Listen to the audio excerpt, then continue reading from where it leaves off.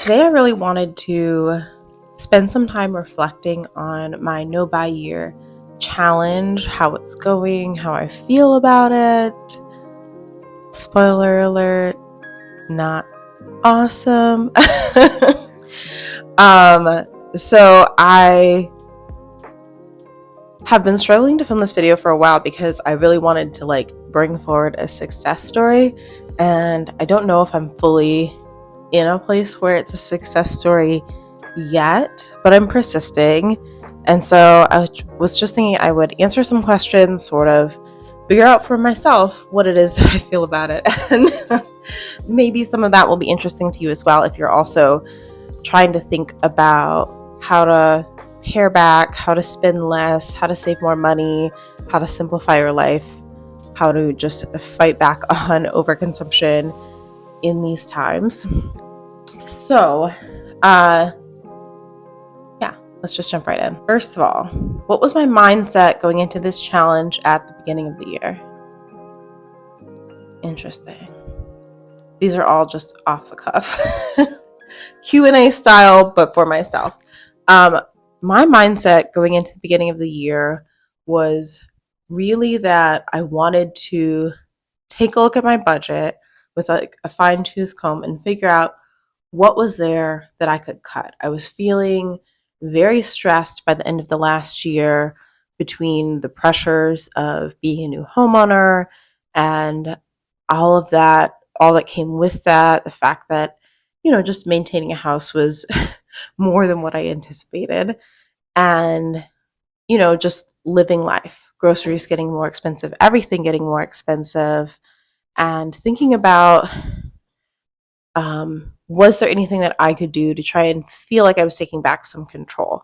And I think most people get this feeling in the beginning of the year in January, like they're just fresh off the holidays, a time when they're probably spending more than usual and doing more than usual, maybe going to more family gatherings and parties, maybe you're traveling.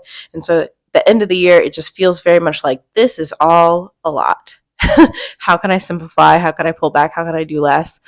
um, in a positive way, in a way that focuses me on the things that are really important to me, that I really value.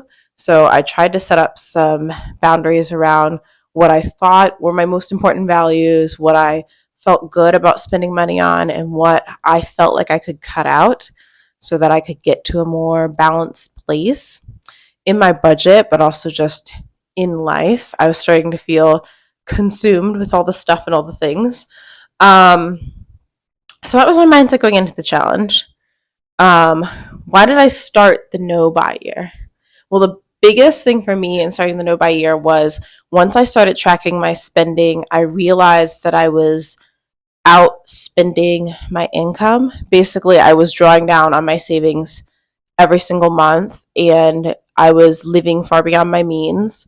And I was just nervous. I was nervous that that was going to put me in a really scary financial position should, anything happen with my car or with my house, or if I had an emergency, or if I lost my job. I was just feeling like I really needed to have more emergency savings and more of a mindset of building up and saving towards big goals, like going on vacation or having a fun, birthday party, or, the things that before I think I would have spent and then later on looked back on and was like, wow, I really couldn't afford that. Saying like, how much am I willing to spend on this, planning for it, budgeting, adjusting my planning of whatever activities towards what I could actually spend, and kind of just being forward looking instead of retrospective. I thought that I could maybe have more control or feel like I was in more control, and maybe I would even be able to save some money towards my emergency fund by consuming less discretionary purchases. What has surprised me? Okay, next question. What has surprised me the most so far about this experience? Um, what has surprised me the most so far? I guess I thought that the part that would be hard would be saying no to the stuff that I wanted. Like if I saw like cute clothes in like advertisements or on social media or whatever, that it would be hard to not buy them. But that hasn't been the hard part. The hard part has been uh, trying to just be honest about what my situation is and be mindful and know that I'm probably not going to be able to keep up with the things that everyone around me is doing if they're going on fancy vacations or buying a lot of new things or seemingly from an outsider perspective spending a lot of money on like non-essentials that I was not going to be able to keep pace and I was going to have to be honest about it.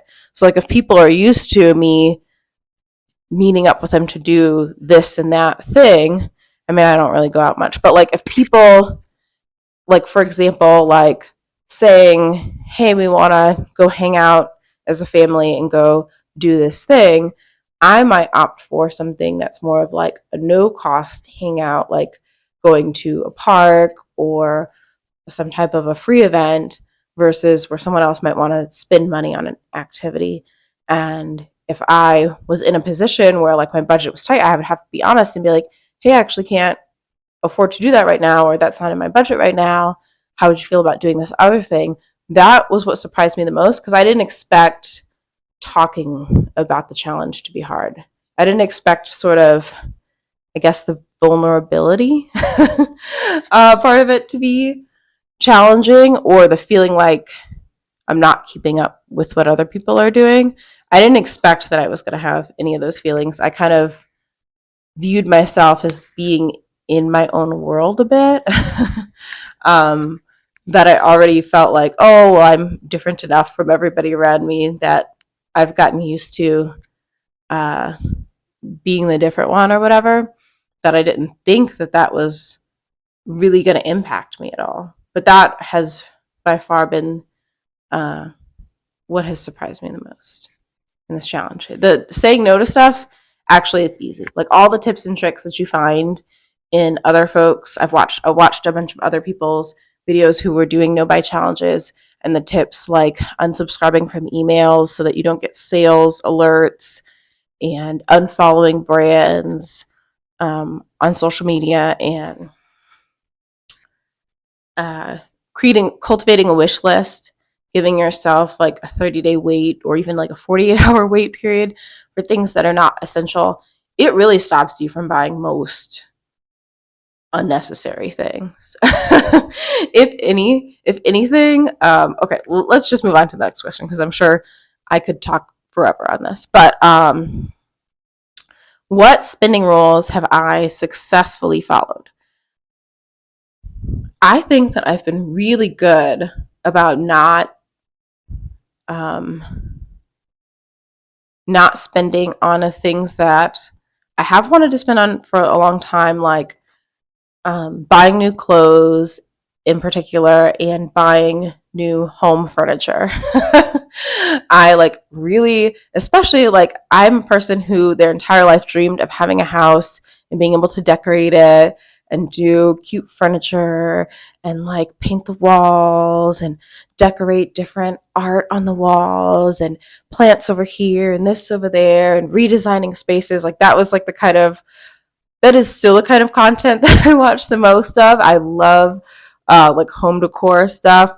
So the fact that I am still tolerating having a folding card table instead of a real desk, that I haven't just broken down and bought an IKEA one rather than waiting for the right free or thrifted piece to come into my life at the appropriate time.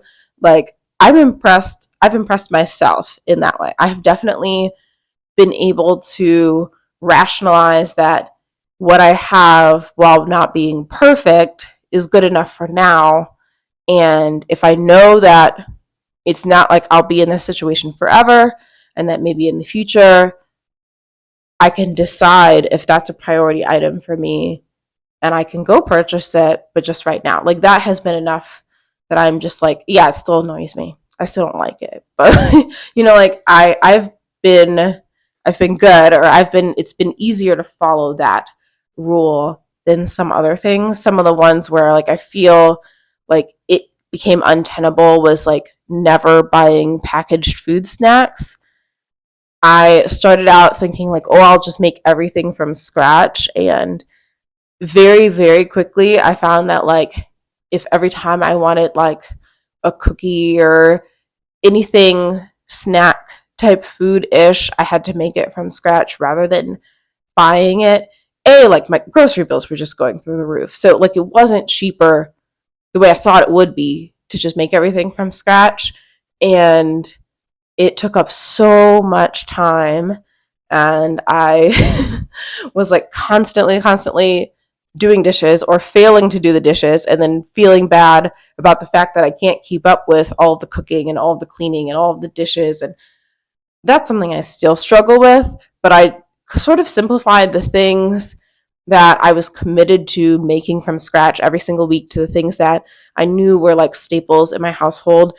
Like I always make at least a hummus that I can use for making lunches or snacks or whatever, because I know that I know how to make like a homemade hummus that's really easy and it doesn't stress me out. I don't have to think about it. I don't even use a recipe for it. So I always make that. There's like a couple things that I still do every single week, but for the most part, like, still buying pretzels, still buying chips. Like I'm trying not to like overbuy on those things and like prioritize whole foods, but never buying a packaged snack, that was impossible. I think in the first month I gave up on that because it was just too hard. And then I was, like beating myself up about it, but and like trying to still do as many things as possible without buying stuff in packaging. But that I decided that that wasn't the biggest priority. And with how things are in the world right now, food is just so expensive. I really did have to change my perspective on that piece of it. Like the grocery budget is higher than what I want it to be, but also I'm not willing to like sacrifice on quality of food. I mean, I will simplify recipes and you know I eat basically 100% food from home. Like the one thing I forgot even what the question was. What things have I successfully followed? One thing that I feel like I've 100% done is followed the no restaurant food rule, which I even gave myself an exception and said like, oh, well, if I could go on a trip with friends or family and they want to go out to a restaurant, I will allow myself to do that just so that I'm not like inconveniencing the whole group. But even there, I was able to talk to my friends and say, hey, I'm trying to be on a budget. How do you feel about us just cooking at the Airbnb? And they were fine with it. We came up with a menu together. We split up the grocery shopping and it was reasonable and I felt good about it. And hopefully everybody else felt good about it too. But because I had a lot of fun and I like cooking. It actually doesn't bother me to like make food at home versus buying it at a restaurant. And I often feel regret when I do end up spending money at restaurants because the meal ends up being lackluster versus what I could have cooked for myself. And then and you always end up, especially if you do like takeout or oh, itchy, especially if you like delivery or something like that, you end up spending 3 times the amount as if you had actually just eaten in the restaurant by the time you pay all the delivery fees. And then the food's like not even warm and you get it. And then you're like, I feel so much regret when I do that. So I feel really good that I haven't spent money on that because it always seems like it's going to be easier. But then by the time you got it, you're like, did I really spend $50 on cold food that I half don't even like? Yeah. I mean, I'm happy to not have that in my life. I'm for a year. I'm not going to live this way forever, but it has been it has been surprisingly easy to go forward with that part of it. Okay. Have there been any unexpected benefits? Uh, hmm. Unexpected benefits. I would say that just being mindful about trying to consume less content that encourages me to spend money, or if I start watching something that makes me feel really bad or in lack in terms of like what I already have, that makes me feel like, oh, I really should do this, I really should do that, I really should, this person, they look so nice with the nice earrings that they have on. Why don't I have nice earrings? Like that. If I start to feel that way, then I tend to, I'm recognizing it now, and I'm sort of saying, why am I feeling this way? And also, maybe I should watch less of this person if I'm feeling this way. Other unexpected benefits. I don't know. I mean, I thought that the not shopping was going to give me a lot of, or the like spending less or cutting back or whatever, it was going to give me a lot more time to spend on hobbies. But I am so tired most days that by the time I'm done working, doing the whole at home life mom situation, when I have a moment of peace to myself, I'm like, I can barely even drag my body to my bed and lay down. Like I I don't have the energy to do hobbies. I would love to get back into sewing and crocheting. I think I like the last time I talked about no buy, I had done like one crochet project. I've done none since. I've picked up the yarn 2 or 3 times, but I haven't started or completed any new projects. That's just where we are. I look at a lot of projects on Pinterest, and Pinterest is probably one of those social media things that I should cut out so that I can feel better about myself. But um unexpected benefits. Yeah, I'll just say that for now. Just just that I'm more aware of all the media that I'm consuming and how it's impacting me, and it's changing my mindset around a lot of things. What have I not missed buying at all? Well, I feel like I answered that already. Restaurant food, especially delivery restaurant food, total waste. Have I saved more than expected, or has it helped me avoid new debt? Have I saved more than I expected? No. I think I had pie in the sky dreams about how this was going to help me save money, and it hasn't. I don't know whether this is like me personally, whether I've just put myself in a position where my fixed costs are so high that the best I can do is tread water, or if everyone feels this way, like even when I'm super mindful, even if I only buy the groceries that are on my list, even if I avoid buying new clothes or new shoes or going to restaurants or going to movies or going to concerts or spending money on basically anything fun, I am still treading water.